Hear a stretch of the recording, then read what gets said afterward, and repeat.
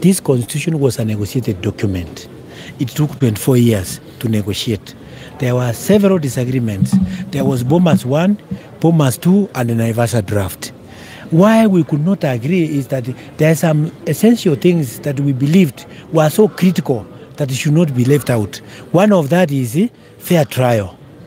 And the principles and values in the Constitution under Article 10, Clause 1 and 2.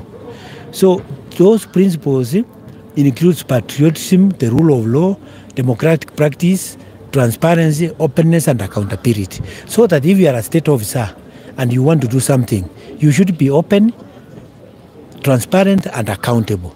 Now the problem is, if police effects an arrest on suspicion of somebody having committed an offense, the presumption is that they have done a prima facie investigation. They have tangible evidence or a consent which you can hold on. Then they now say, let us go and arrest. But you see, they are arresting and they have only one witness, who is a police officer, who is armed. Now they are telling us that the minor is likely to interfere with the witnesses. How can a minor interfere with a witness who is a police officer, who is armed 24/7? And he is the only one. And they have taken 72 hours to get one week. So they might need about 2,000 hours to get 10 more witnesses. That is the problem we have with them. Because if they had not been prepared properly, why did they arrest? Because they could have waited.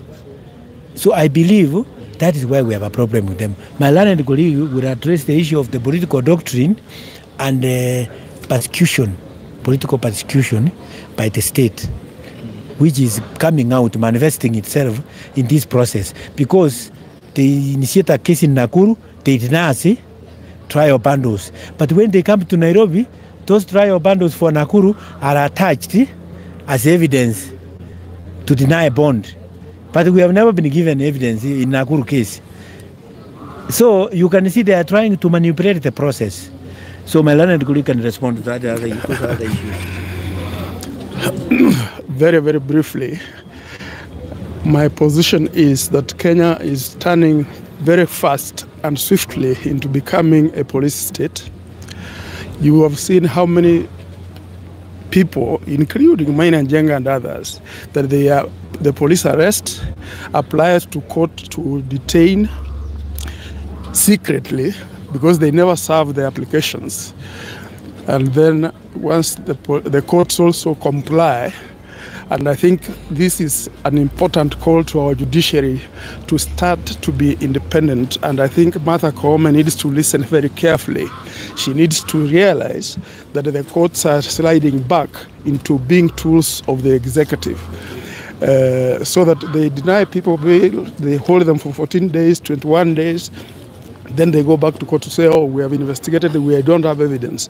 But the idea really was to detain people as they manipulate certain things. Maybe scandals are happening somewhere and we don't know. So that's why I am holding the view that when you find the office of the DPP coming to support the police action without upholding the values of the Constitution, like my colleague has said, you can see that we are actually leaning very, very dangerously towards the precipice. So let Ruto grow up, let Martha Koome grow up, Martha Koome grow up, let Gachagua especially grow up, so that they start leading the country and governing the country rather than ruling the country. Thank you. And finally, just to add this, I think Kenyans should be a worried lot, and even you members of media should be a worried lot. We have seen what is happening, the trend that is now going on in this country. This government is barely 10 months in power, and this is where we are. What will happen in 3 years or 2 years to come? Who will be safe? Even the court will not be safe if they don't, if they don't put their foot down. So it is high time they decided that they want to fix this mess. It is only the courts that now we can run to.